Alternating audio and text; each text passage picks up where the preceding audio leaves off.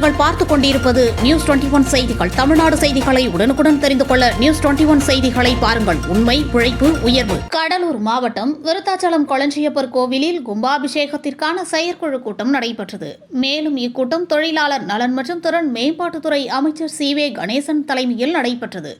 மேலும் பேசுகையில், உலக பிரசித்தி பெற்ற கொளஞ்சியப்பர் திருக்கோவில் உலகம் முழுவதும் இருந்து பக்தர்கள் வருவார்கள். எனவே அனைவரும் ஒன்றிணைந்து கும்பாபிஷேகத்திற்கான பணிகளை சீரும் சிறப்புமாக செய்ய வேண்டும் என்று அமைச்சர் பேசினார்.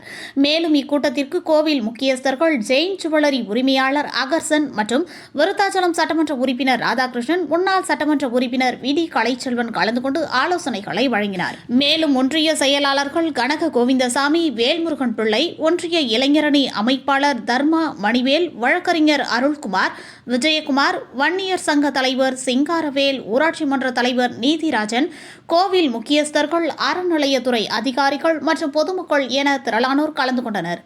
நியூஸ் 21 செய்திகளுக்காக கடலூர் செய்தியாளர் ஆனந்தம்.